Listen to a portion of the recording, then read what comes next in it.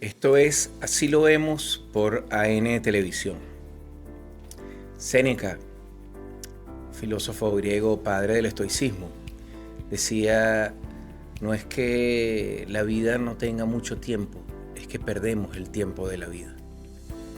Y esto a propósito de lo ocurrido el 24 de junio, que indudablemente nos enlutece, nos entristece a todos los venezolanos. El dolor es múltiple, por lo impactante de la tragedia, por la magnitud de lo sucedido, por las angustias que todavía sobreviven. No habrá ninguno de nosotros, los que hemos tenido el privilegio de abrir los ojos y mirar al lado y ver al ser querido, que no haya sido afectado en este terremoto por algún familiar a los que más les duele, por algún amigo, por algún conocido. Sin embargo, tal como es mi naturaleza de ser estoico, la angustia, el miedo, lo que ocurre, nos debe servir para aprender. Hay un teórico africano, se llama Mbembe. Mbembe diferencia en los momentos de apremio 3 actitudes. El que es frágil, el que ante lo ocurrido, el accidente, el despido, el cambio afectivo, la caída económica, se quiebra, se paraliza. Aquellos, en segundo lugar, muy característico de los psicólogos muy actuales, neoliberales, hablan de la resiliencia, y el problema de la resiliencia es que ante la crisis te recuperas y quedas donde mismo, no avanzas. Yo apuesto a lo que Mbembe llama la antifragilidad. Eso es, no me quiebro, que es el primer comportamiento. No quedo donde mismo, sino que sobre ese dolor, sobre ese accidente, aprendo y avanzo. Y esto es propicio para todo lo que nos ocurrió el 24. Y nos permite, por lo tanto, adentrarnos en un tema que, sin lugar a dudas, nos causa piquiña en la piel, porque está muy reciente. Lo primero que hay que decir es que no había forma, no hay forma de predecir la magnitud y el impacto de un fenómeno físico como es un terremoto. Y esto, desde la sociología, lo que se llama la sociología del desastre, nos permite diferenciar entre lo que son los accidentes físicos y cómo en una construcción social, histórica y política los accidentes físicos los queremos o los podemos o buscamos en algún lado o buscan convertirlo en una tragedia. Lo que vivimos el 24 de junio a las 6 de la tarde fue un accidente físico, un terremoto de magnitudes inconmensurables que tiene una explicación desde el punto de vista geológico. En la historia de Venezuela, lo ocurrido el 24 de junio solo es comparable por la magnitud del fenómeno físico con lo vivido por los venezolanos en pleno proceso de independencia en el año 1812. Un 26 de marzo de 1812 ocurre un gran terremoto en Caracas.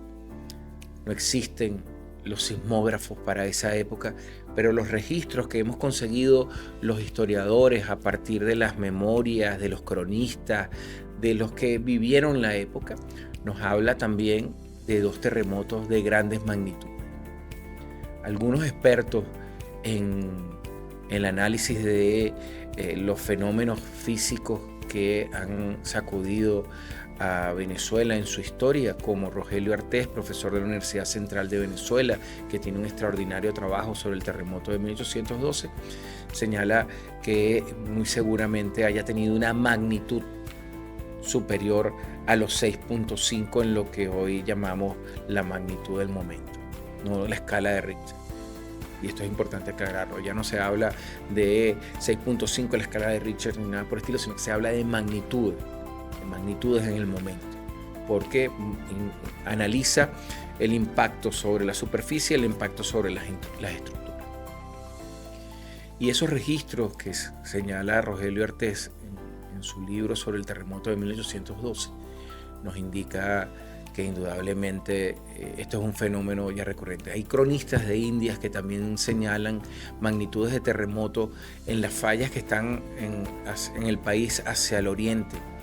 El hecho de que Cumaná, al igual que Maracaibo, haya tenido varias fundaciones desde el punto de vista hispano, una de esas razones tiene que ver no solo con la resistencia indígena, muy importante de los cumanagotos, sino además, sobre todo, con el hecho de que Venezuela se encuentra entre dos placas que continuamente están rozándose, la placa del Caribe y la placa andina.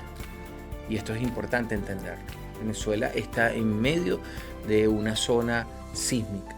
Esa placa del Caribe y esa placa andina además recibe dos tipos de presiones adicionales, la llamada placa del cordón de fuego del Pacífico, que presiona hacia Chile, hacia Ecuador, hacia Perú, hacia la parte del Pacífico de Colombia, y la placa que está asociada con más allá de las costas de África, que también presionan hacia un lado. Por lo tanto, la placa del Caribe y la placa andina sufren las presiones por ambos lados, y esto es importante entenderlo.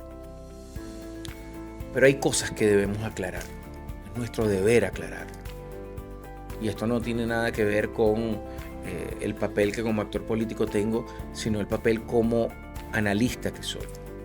Lo primero, ya lo dije, no hay forma ni manera que ningún gobierno sea capaz de predecir una tragedia de este tipo, ni siquiera países con experiencia sísmica como es Japón o como es México tienen capacidades para predecir la magnitud de lo que pueda ocurrir. Porque los terremotos se trata de acumulación. El centro de la Tierra es un centro ígneo y sobre él se superponen bloques.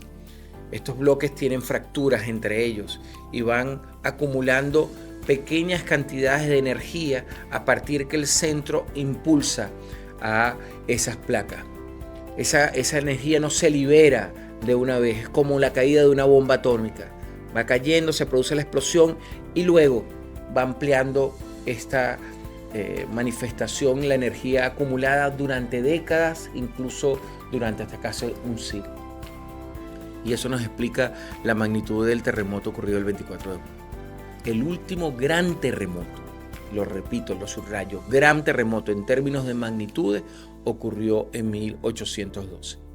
Ni siquiera el terremoto de 1967, que afectó tal como ahora zonas de Caracas como Altamira, Chacao o zonas de La Guaira, tuvo la magnitud de lo que vemos. Y esto se explica, insisto, geológicamente. Esas placas, la que tiene que ver con la placa del Caribe y la placa andina, van acumulando en el transcurso de los años pequeños roces, pequeñas presiones, hasta que llega un momento que esa presión produce un quiebre. Los quiebres de los terremotos son de tres tipos y de eso también incide la magnitud. Puede una placa sobreponerse a la otra o, en segundo término, puede una placa pasar por debajo de la otra. O, en este caso, que fue lo que ocurrió, puede hacer este tipo de movimiento. Este tipo de movimiento es el más grave en términos de los terremotos, porque genera un mayor desplazamiento, y en el caso específico de lo que vivimos el 24 de junio, todos los expertos han señalado que se extiende desde el origen del epicentro del terremoto en la zona de Yaracuy y San Felipe, en el límite entre Yaracuy y Valencia, se extiende unos 250 kilómetros lineales. Y es de tal magnitud el movimiento que se genera entre las placas que eso nos permite entender la naturaleza de la tragedia, o que queremos convertirlo en una tragedia, no porque no valoremos las pérdidas humanas, sino porque, y esto tiene que ver con un segundo punto que voy a tratar, es la forma en la cual se ha abordado esta tragedia en medio de una circunstancia política. Y ahí, cuando analice este segundo punto, voy a comparar lo sucedido en 1812 lo sucedido en 1999 y lo sucedido ahora en el 2026. Y esa fractura que produce ese movimiento de las placas tuvo tal impacto en la zona de Altamira, en la zona de Chacao, en la zona de La Guaira, porque en esos espacios ese movimiento de las placas produjo grietas que pudieron llegar en algunos casos, se ha calculado, tanto en La Guaira como en Chacao y Altamira, a más de 1 metro de distancia. El segundo elemento que explica la magnitud es la profundidad del epicentro. En la medida que el epicentro ocurra más cercano hacia la superficie terrestre, el impacto de la liberación de la energía es mucho mayor. Mientras más profundo es el epicentro, más rápido se disipa en términos físicos la fuerza que genera la fricción de las capas. Al ocurrir a una distancia que no llega a los 10 kilómetros, el impacto hacia la superficie es lo que genera el quiebre en la falla y lo que genera la separación del terreno. ¿Por qué es importante esta explicación, que es una explicación ajena a lo que normalmente yo hago, que es análisis político y análisis histórico, pero que indudablemente uno tiene que documentarse? Mi papá decía que la diferencia entre el hombre inteligente y el que no lo es que el hombre inteligente primero pone a funcionar el cerebro y después la lengua, no al revés. Y lo que hemos visto en estos días después de la tragedia es mucha gente poniendo a funcionar la lengua sin conectarla con el cerebro. Y aquí entra el segundo elemento sobre el cual quiero hacer énfasis, que es por qué ocurre este impacto sobre las viviendas.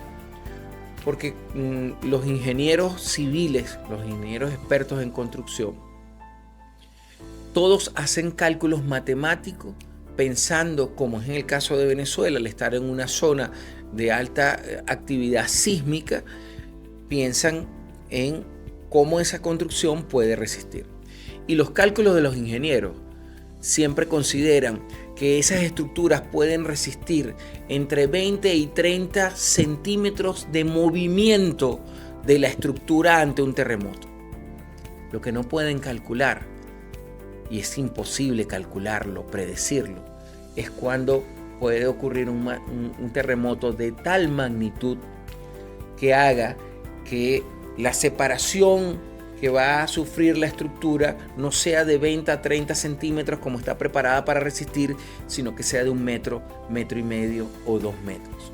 No hay, ante la magnitud de la fuerza de un terremoto de este tipo, ninguna estructura capaz de resistir ese impacto. Y esto es importante porque, y aquí entramos en el análisis, cuando analizamos el terremoto de 1812, cuando analizamos tres fenómenos físicos, acabo de terminar un trabajo que no he publicado, lo voy a poner a circular, que se llama La triada de los fenómenos físicos en Venezuela, 1812, 1999 y 2026. Y cuando analizo los tres fenómenos físicos, consigo similitudes sumamente preocupantes entre los momentos políticos en los cuales ocurren estos tres fenómenos físicos y el intento de transformar estos fenómenos físicos y su impacto en una tragedia que, repito, la construcción de la tragedia es una construcción comunicativa, es una construcción social, es una construcción política y que normalmente está pensada para intentar atacar aprovechando la magnitud del accidente físico para generar un quiebre de tipo político. Y ahí vamos al análisis. 1812, 26 de marzo de 1812. El 19 de abril de 1810 había comenzado el proceso de disolución del vínculo colonial. Se crea la Sociedad Patriótica con José Félix Rivas, con Francisco de Miranda, con Simón Bolívar, y comienza una discusión hacia lo interno de los que hacen el pronunciamiento del 19 de abril. Inicialmente no lo podemos olvidar, no lo podemos ocultar, y menos aún siendo historiador como lo soy, que el 19 de abril se crea una Junta Conservadora de los Derechos de Fernando VII. Es decir, una junta que abogaba por la restitución del rey de España al poder ante los acontecimientos producidos por la invasión de Napoleón generada a partir del año 1808. y esto es importante que lo entendamos. Hay una situación interna, hay sectores hacia lo interno de la sociedad venezolana cercanas que apoyaban la causa del rey y por eso se les denomina realistas, y hay otros sectores como Bolívar, como Miranda, como José Félix Rivas, como Rafael Urdaneta, como el Marqués de Toro, que apuestan a la disolución del vínculo. Después del 19 de abril de 1810, Juan Germán Rocio redacta el reglamento electoral, el primer reglamento electoral del territorio en tierra firme. Se convoca la primera Asamblea Nacional Constituyente aquí en Venezuela, se elige la primera Asamblea Nacional Constituyente y se promulga la primera constitución de este territorio, en una forma completamente distinta a la realizada por los Estados Unidos después de 1776 de su declaración de independencia. Y ahí afloran las contradicciones internas, afloran los que habían apostado a la restitución del rey de España y los que, como Bolívar y Miranda, a través de la Sociedad Patriótica, habían apostado a la radicalidad. Un año después de la declaración de independencia, el 5 de julio de 1811, se produce el 26 de marzo, en Semana Santa, se produce un terremoto de magnitudes equiparables o superiores a las que vivimos el 24 de julio. Y aquí comienzan las analogías. El accidente físico, un terremoto, o una lluvia o una inundación, se transforma o busca ser transformada por actores políticos en una tragedia para generar un caos político. Los sectores de la iglesia, leales al rey de España, dicen que es un castigo de Dios. Y eso, dicho en una sociedad como es la sociedad colonial venezolana, profundamente creyente, tiene un impacto. Deserciones en el ejército, crea angustia, crea desesperanza, genera paralización, y eso ayuda a lo que va a ser la crisis de la Primera República y de la capitulación de Miranda con Monteverde. El castigo divino. Es Dios castigando a los venezolanos porque tuvieron la osadía de oponerse al rey. Y aquí comienzan entonces las analogías. Segundo fenómeno, 1999. Chávez gana las elecciones a finales de 1998 y en su campaña promete inmediatamente que me juramente voy a convocar una Asamblea Nacional Constituyente. Y lo hace. Gracias a una resolución de la Corte Suprema de Justicia, de Humberto Laroche, que dice que aunque la Constitución de 1961 no establecía la figura del referéndum, podía hacerse, siguiendo la voluntad de convocatoria, convocarse un referéndum para reformar la Constitución. Y eso es lo que se hace. Y Chávez convoca a la Asamblea Nacional Constituyente. Moviliza a una sociedad. Uno de mis primeros libros de este periodo se llama La Constituyente, 90 días y 5 diarios.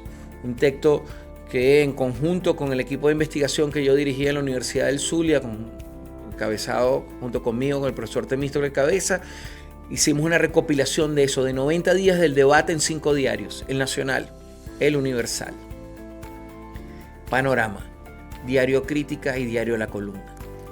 Y ese texto recoge el profundo debate constituyente. La iglesia llamando, como lo hizo en 1812, al desconocimiento, llamando a la movilización, sectores de oposición movilizándose y oponiéndose. Y se convoca a la Asamblea Nacional Constituyente, se elige. El bloque que representa a Chávez obtiene una mayoría, solo 5 de los constituyentes son opositores. Se acuerda una fecha de aprobación, se recogen millones de propuestas, se genera una movilización. El presidente Nicolás Maduro fue el encargado de esa movilización junto con Darío Viva, junto con Iris Valera, junto con un conjunto de actores, Bielma Mora, Gerardo Márquez, Hernán Escarrá, Eliezer Otaiza, para solo nombrar algunos de los muchos que participaron. Noelí Pocaterra, no la puedo dejar de nombrar, que participaron en esa dinámica. Y se convoca el 15 de diciembre la votación de aprobación o negación de la Constitución. Y ocurre de nuevo un fenómeno físico. Un fenómeno imposible de predecir. Una lluvia con precipitaciones por encima de lo que normalmente se espera para esa fecha del año. Y se genera un gran caos. las inundaciones, las lluvias permanentes que comenzaron desde la propia madrugada, transición del 14 al 15, generan un deslave en La Guaira, porque La Guaira acumula elementos de contradicción, construcciones que en su momento sí no respondían para nada a las previsiones urbanísticas, y se produce la tragedia de La Guaira. Al igual que en 1812, salen sectores diciendo que el accidente físico es un castigo divino porque Chávez convoca un proceso que va a generar caos en la sociedad venezolana. Analogías con el discurso religioso de 1812, con el discurso de la Gaceta de Caracas atacando a Bolívar y a todos los que convocaron el proceso constituyente entre 1811 y 1812. Y se construye la tragedia. El gobierno es indolente, el gobierno es incapaz, el gobierno no reacciona. Lo mismo que dijeron en 1812, lo mismo lo dicen en 1999 y lo mismo ocurre el 24 de junio de 2026. Es imposible prever que iba a ocurrir un terremoto en ese momento. Los sismógrafos pueden sentir que el fenómeno está ocurriendo, pero no puede nadie, ningún científico, ningún geólogo puede decir en fecha tal, a tal hora va a ocurrir un terremoto. Hay que prepararse. Y lo que sí hay que reconocer, y es lo importante, por eso la antifragilidad, es después de lo ocurrido del 24 de junio, cuáles son las líneas que debemos hacer. Y ahí entonces se generan unas discusiones, pero no quiero dejar de referirme a lo que vimos a partir del 24 de junio del 2026. Empezaron las críticas a llover. El gobierno no respondió, la policía no respondió, los funcionarios no respondieron. ¿Dónde estaban los funcionarios en Caracas? ¿Dónde estaban los funcionarios en La Guaira? Los bomberos, los policías, los de protección civil son tan humanos como usted y como yo. Tenían familia afectada. Tenían familia que tenía angustia. Son padres, son madres, son abuelos, son tíos, son hermanos. Y es humano, muy humano entender que no todo el mundo reacciona igual ante la angustia. Muchos de esos funcionarios de seguro, muchos de esos policías salieron al igual que usted, al igual que salí yo junto con mi compañera a rodear a un ser querido para intentar protegerlo en medio de la magnitud o llamar al hijo a ver si estaba bien. Muchos de esos personajes salieron. Y solo quiero citar algunas cosas. En La Guaira, el gobernador José Alejandro Terán, de su equipo, hay por lo menos 9 o 10 directores fallecidos. O 9 o 10 directores no solo fallecidos, sino que tienen familiares muy cercanos fallecidos. Y a pesar de eso salieron a atender como mucha gente. Pero como lo que se trata es de convertir, como sucedió en 1812 y como hemos señalado en 1999 y como ocurrió aquí ahora, convertir un accidente físico en una tragedia que es una construcción comunicacional y política, entonces comienzan las matrices. El gobierno no reaccionó. La segunda matriz, los funcionarios policiales estaban en otra cosa. Y es cierto, hay imágenes de funcionarios policiales y militares generando cosas sumamente criticables, pero las generalizaciones siempre son malas.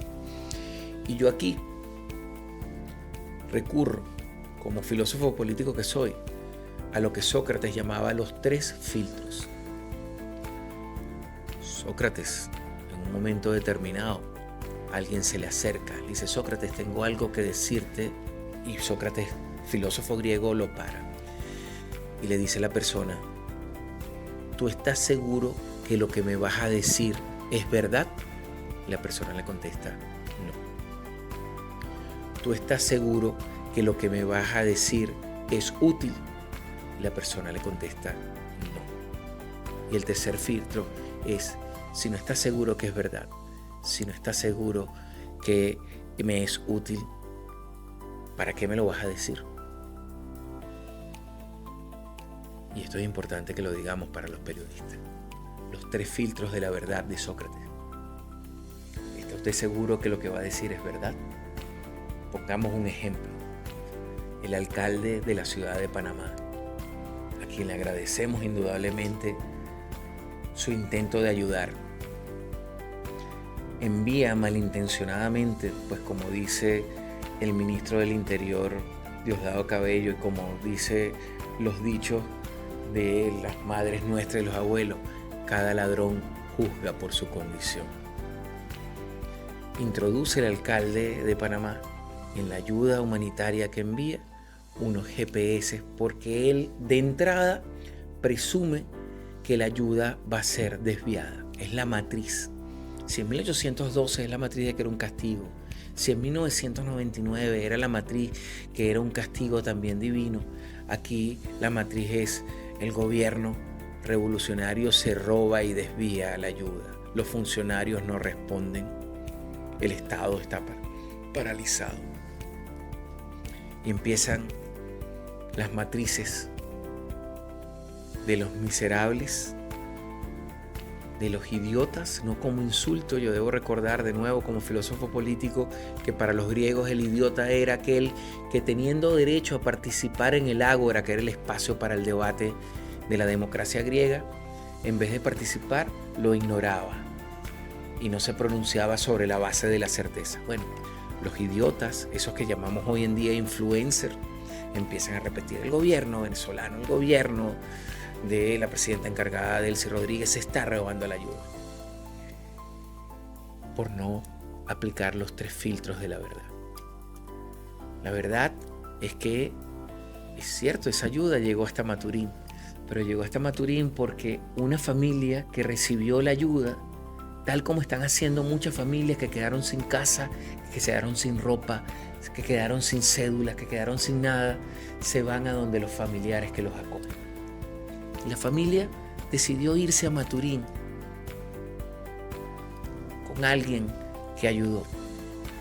Y esto es muy normal.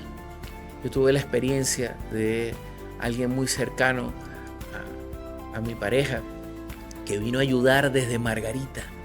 Trajo un conjunto de camiones para ayudar en ese acto de humanidad que nos caracterizó a los venezolanos en medio de este dolor. Y se vino desde Margarita en ferry, oriente la carretera, llegó hasta La Guaira, estuvo ahí y de regreso, cuando iba a regresar, publicó ahí mismo en La Guaira que ponían los camiones a la disposición para quien quisiera irse hacia el oriente y aprovechara que los podía llevar. Y se fue con los camiones, los mismos camiones que trajo cargados de ayuda, regresaron hacia el oriente del país cargados de gente, con los sueños destrozados, con la angustia guardada a lo mejor en una camisa que le debe haber quedado. Y eso fue lo mismo que le pasó a esa familia con el GPS dentro de un paquete de toallas que llegó hasta Maturín, y el alcalde y los influencers y los idiotas, por no aplicar los 3 filtros de Sócrates, dijeron que el gobierno se lo estaba robando. Las crisis hacen que surja lo mejor y que surja lo peor. La franela que yo cargo es un homenaje a lo mejor que surge en los momentos de angustia. Es la mano amiga sacando a alguien de los escombros. Es Fabiana, esa niña hermosa, sonriendo en medio de la tragedia. Es lo que vimos antes de ayer. Una señora con sus 2 hijos después de 12 días saliendo de los escombros absolutamente intacta y viva. Eso somos los venezolanos. Una mano arriesgándose sobre la superficie a sacar al que está sumergido en la angustia de no saber sobrevivir. Estos somos la mayoría de los venezolanos. Pero fuera de esto, también están las miserias y los miserables, los idiotas y los que no aplican el triple filtro del cual nos hablaba Sócrates. porque se trata de convertir el accidente físico en una tragedia. Y se trata de ignorar. Y es el ataque a las autoridades, que en medio del dolor, porque nadie es ajeno, a ustedes les debe haber pasado lo mismo que a mí. Yo tuve la suerte que los familiares de mi pareja todos están bien. Tuve la suerte que mis hijas y mis hijos están en el Zulia y no fueron afectados. Pero yo soy, como decía aquella canción, eres una en un millón. Yo soy uno en un millón. Cantidad de venezolanos que no tuvieron la suerte y la dicha que yo tengo. Pero a pesar de que mi casa no fue destruida, a pesar que mi mamá de 94 años está bien, a pesar que mis hijos están bien, tengo cantidad de gente muy cercana en La Guaira y aquí mismo en Caracas que no tuvo esa suerte. Y eso no significa que me duela menos o que no lo sienta. Pero no porque me duela menos, no porque no lo sienta, no siento indignación con las miserias y los miserables que pretenden convertir este accidente, este fenómeno físico en una tragedia, que no apuestan a cómo ayudo, que no han bajado a La Guaira a ver cómo colaboran, que no han movido a comprar ni una botella de agua o una toalla húmeda o una linterna o una lata de atún o algo que sencillamente ayude a los que han sido afectados a sentir un poquito de esperanza. Esperanza de la que nos hablaba Fabiana. Fabiana decía, nunca perdí la esperanza. Y como al igual, aunque en 1812 no se hablaba de eso, en 1999 todavía no se había construido, pero hoy en el 2026 sí sabemos lo que es la guerra de quinta generación. Y la guerra de quinta generación se pelea como las otras guerras en los ámbitos tradicionales, el terrestre, el aéreo y el marítimo. Se agrega en la guerra de cuarta generación un cuarto ámbito, que es el espacio. Y la guerra de quinta generación agarró el último ámbito, el cerebro, la corteza prefrontal. En la corteza prefrontal, que algunos la tenemos mucho más desarrollada, como es mi caso, ahí se concentran todas las emociones, todas las percepciones. Y hacia ahí, hacia la corteza, la afectación de la corteza prefrontal, va el periodista ese, el palangrista ese, que fue a La Guaira a mostrarse sobre las ruinas, diciendo que las viviendas estaban hechas de anime, ignorando obviamente elementos de construcción. O ese otro influencer que solo come proteína cruda, que en vez de haber ido a La Guaira a ayudar, fue sencillamente a exhibirse.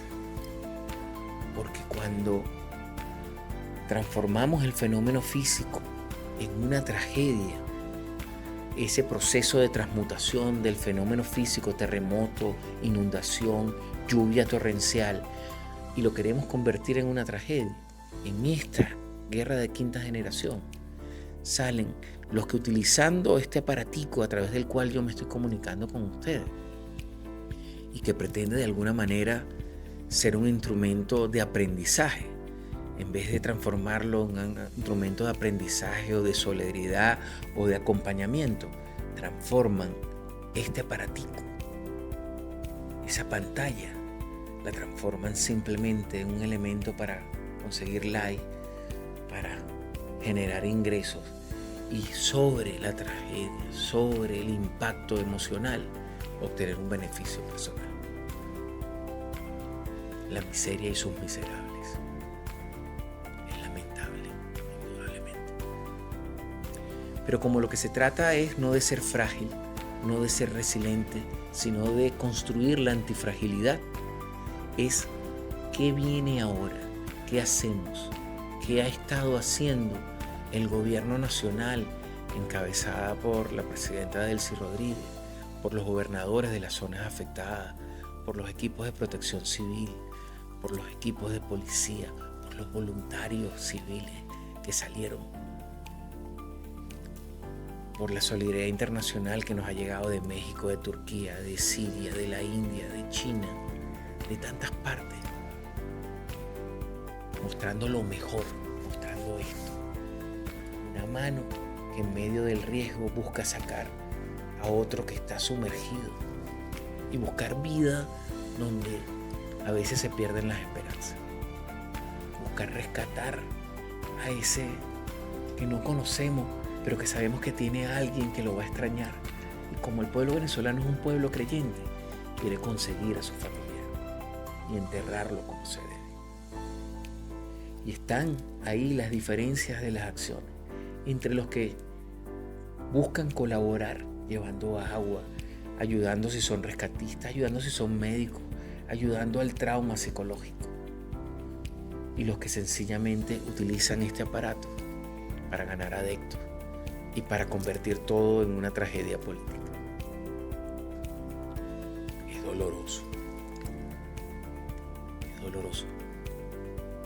porque indudablemente la indignación, ver cómo alguien puede apostar al cálculo político para intentar transformar todo el dolor en un gran conflicto social en vez de ver cómo ayuda. Yo les decía que en torno a la antifragilidad nosotros debemos aprender entonces. ¿Qué debemos aprender? Debemos mejorar nuestro sistema sísmico, indudablemente. Y para mejorar nuestro sistema sísmico, para compensar las pérdidas en infraestructura que se calculan entre 6.500 y 10.500 millones de dólares que se necesitan, es primordial que los países que tienen las medidas coercitivas unilaterales sobre Venezuela, si realmente quieren ayudar, sean capaces de ir desmovilizando los recursos. Porque el Banco de Inglaterra tiene 14.000 millones de dólares en oro retenido. Porque el Banco Portugués tiene más de 6.000 millones de dólares retenidos. Porque Citgo, que pretenden quitárnosla, representa más de 14.000 millones de dólares. Si usted suma 14.000 más 14.000 más 6.000, se da cuenta que estamos hablando de 30.000 millones de dólares que los venezolanos, no el gobierno de Delcy Rodríguez, no Jorge Rodríguez, no Diosdado Cabello, por si acaso lo dicen, sino los venezolanos pudiéramos utilizar para reconstruir, para volver a darle vivienda. Porque al contrario de la operación de 1812 que iba contra el proceso de disolución del vínculo colonial, al contrario del proceso de construcción de la tragedia de 1999 que iba atentando contra la constituyente y la nueva constitución, esta operación psicológica del año 2026 tiene como foco primordial atacar la política de construcción de viviendas del gobierno bolivariano. Que las viviendas están hechas de anime. Y esto nos permite entonces hablar del tema del anime. El tema del anime se utiliza como un aislante termorregulador de las temperaturas de las viviendas sociales construidas sobre todo en La Guaira, para responder al salitre, para responder a los niveles de insolación, para generar un microclima dentro de los apartamentos. No tiene que ver la utilización del anime en los elementos estructurales que tienen que ver con pilares, con pisos, sino que tiene que ver con las paredes, para permitir que la insolación intensa que reciben al estar tan cerca de la costa no genere una elevación de la temperatura interna. Pero la miseria del miserable, del idiota en el sentido griego, en vez de informarse y poner a funcionar el cerebro, pone primero a funcionar la lengua y dice, es que las viviendas del gobierno estaban hechas de anime y por eso la mayoría se cayó. Y entonces las cifras hablan por sí solas. Menos del 3% de la cantidad de viviendas, de las más de 600 viviendas afectadas, menos del 3% son las viviendas sociales construidas desde el gobierno del presidente Hugo Chávez, continuada con mucho esfuerzo por el gobierno de Nicolás Maduro, y que seguro será relanzada en esta especial circunstancia que nos toca. pero se trata de atacar una política. ¿O es que acaso ustedes no recuerdan que la única ley que promulgó la Constitución, la Asamblea Nacional entre 2015 y 2020, ¿se acuerdan cuál fue? Una ley para generar la privatización de las políticas de vivienda del Estado. ¿Por qué el afán de atacar la política de vivienda? Porque la política de vivienda hace hincapié en la democratización del acceso a la propiedad. El gran reto de los que son jóvenes, y lo sabemos los que, como en mi caso, tenemos ya casi 60 años, es cómo tengo una vivienda propia. Y el gobierno venezolano,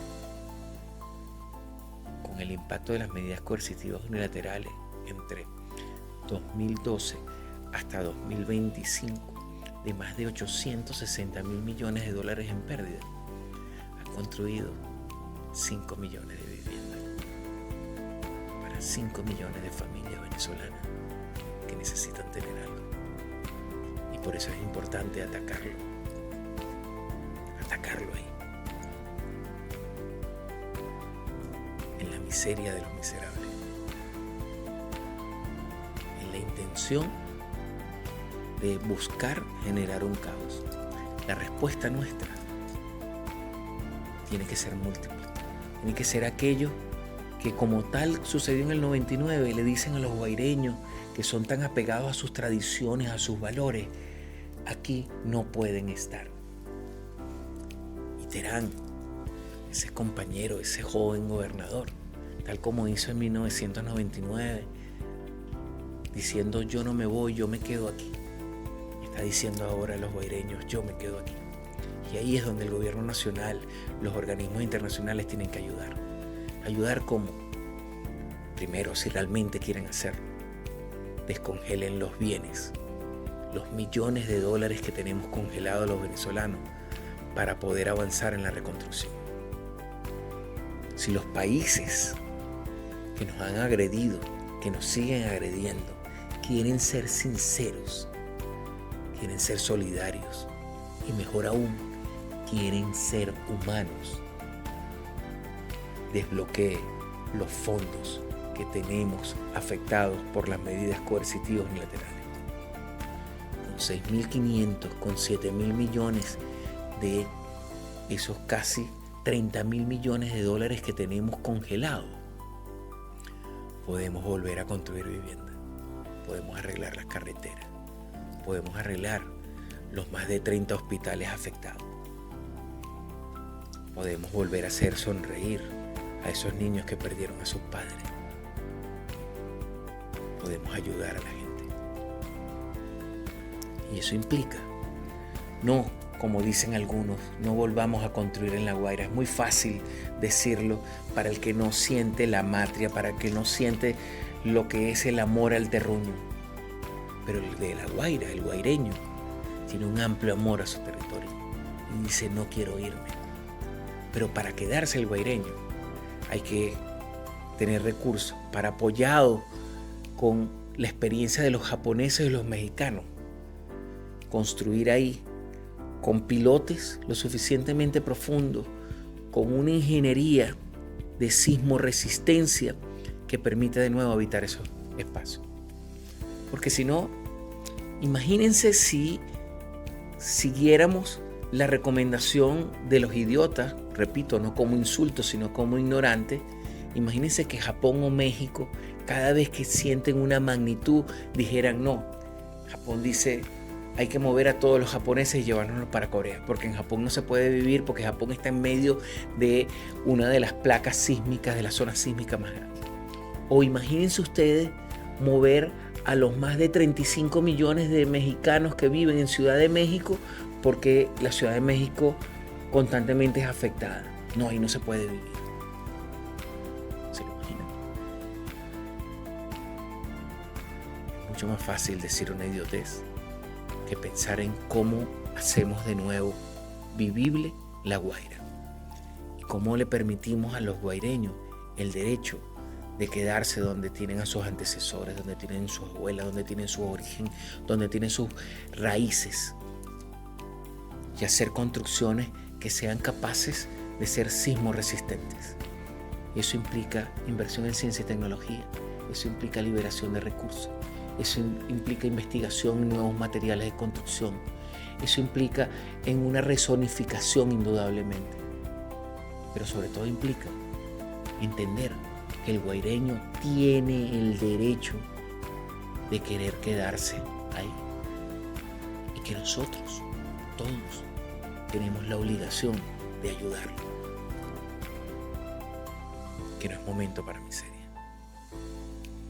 que es momento de ser antifrágiles, de ver qué podemos hacer en una zona de alta afectación sísmica, porque los terremotos, las vaguadas han demostrado la fragilidad geomorfológica y en términos de prevención de desastre que tiene La Guaira. ¿Qué podemos hacer para disminuir? ¿Qué podemos hacer para lograr crear una cultura de la prevención de riesgo?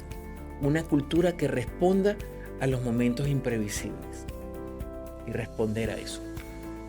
Eso es lo que debemos hacer en este momento. No atacar al gobierno de la presidenta Delcy Rodríguez. No buscar la oportunidad de la miseria.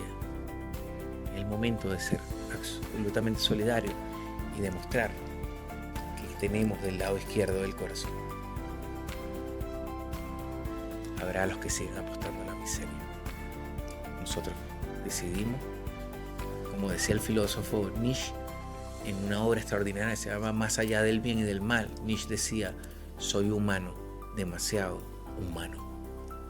Y se trata, en medio de este gran dolor, de cómo el gobierno nacional puede recibir ayuda de la experiencia de Japón, de México, de Turquía, que han sufrido en las últimas décadas grandes temblores y han aprendido a crear una muy avanzada tecnología de sismo resistencia para blindar sus edificios y para permitir la habitabilidad de la gente. De eso es lo que se trata.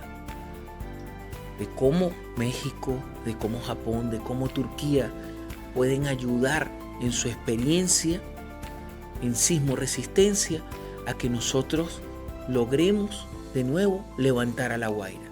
Tienen derecho los guaireños a ver a su Guaira brillando.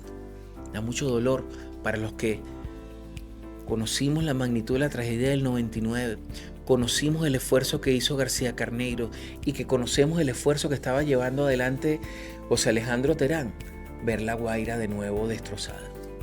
Pero así como en el 99 se levantaron, estoy seguro que el guaireño quiere quedarse ahí para levantarse, administrando su angustia. Yo tengo una anécdota que compartir con ustedes. El día siguiente que ocurrió el temblor, yo decidí con mi compañera bajar a La Guaira. Estábamos buscando al padre de su hija, que estaba entre los afectados. Y decidimos bajar y recorrer los hospitales, preguntarle a la gente conocida de La Guaira. El papá de su hija finalmente apareció, sano y salvo. Y cuando regresábamos de intentar buscarlo en los hospitales, que pasábamos por el estadio García Carneiro, yo voy por el canal derecho y voy lento. La vía estaba afectada. Veníamos afectados además por la pérdida de un gran amigo que era parte del equipo directivo de José Alejandro Terán, un gran amigo. Y venía lento y yo veo a mano izquierda un señor en una moto, un señor de unos 66, 67, con una crisis de lloro. Yo paro el carro y retrocedo. Y bajo el vidrio del copiloto y le digo: maestro, ¿qué le pasa? Necesita ayuda. Y el señor llorando. Entonces me dice: hijo, esto es terrible. Yo soy entrenador de béisbol. Y todos los niños que yo entrenaba, casi todos han muerto. Y yo me salvé porque estaba afuera, pero todos los conocidos míos están muertos. El Señor, con el dolor inmenso de la pérdida de la cantidad de niños, la escuela Criollitos de La Guaira quedó prácticamente sin niños, porque La Guaira es una cantera importante de béisbol y cantidad de niños han fallecido en su familia. Y ese señor llorando decía, porque esto es algo sobre lo cual hay que trabajar, el sentimiento de culpa, decía, ¿por qué yo estoy vivo y esos niños no? Y de eso se trata también en este momento. Cómo ayudamos a curar las heridas de los que perdieron a alguien, familiar o muy cercano. Cómo sobrevivimos a la angustia y al temor. Creo que ninguno de nosotros ha podido dormir bien en las últimas semanas. Por lo menos los que no somos, ni vivimos de la miseria, ni somos miserables. Y es el momento de la antifragilidad. Es el momento de ver cómo ayudamos. Es el momento de ver qué es lo que podemos hacer. Hay que reconstruirlo. Atacan a los gobernadores porque están reunidos con su equipo. Hay 3 líneas de acción que se mantienen. Seguimos buscando a los desaparecidos. Seguimos intentando que las familias consigan a sus muertos. Pero también seguimos teniendo esperanza de conseguir más gente viva, como sucedió con esta señora y sus 2 hijos después de 12 días. No perdemos la esperanza. Pero en segundo término, está el tema de despejar las vías, de recoger los escombros, de distribuir las ayudas, de planificar. Y finalmente, y por eso la misión en la cual le encargaron a la ministra de Transporte, Jacqueline Faría, el tema de Venezuela Renace. Construir de nuevo La Guaira, construir de nuevo en Miranda a los afectados, atenderlos, sanar las heridas, sanar las angustias, sanar los dolores. De eso efectivamente es lo que se trata. De eso es lo que estamos haciendo. Pero para eso necesitamos recursos. Usted, que seguramente lo ven porque los organismos de inteligencia hacen seguimiento. Usted que es de los que adelanta las medidas coercitivas unilaterales contra Venezuela. Si usted quiere ayudar, libere los fondos que tiene congelado la República Bolivariana de Venezuela y permita, si tiene un grado de humanidad y es coherente con lo que usted dice que quiere ayudar a la reconstrucción y la recuperación de los venezolanos, libere los fondos congelados, regrese el oro, quite las medidas coercitivas, otorgue licencias para importar materiales, insumos, piezas necesarias para la reconstrucción.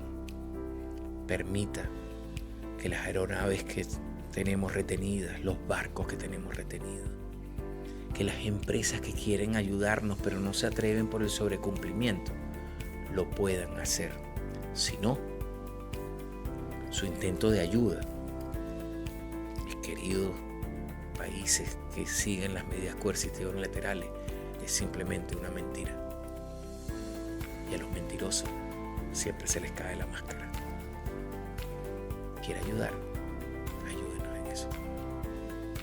Esto fue Así lo vemos, con dolor indudablemente, por AN Televisión, porque no hay futuro y ahora más que nunca sin historia.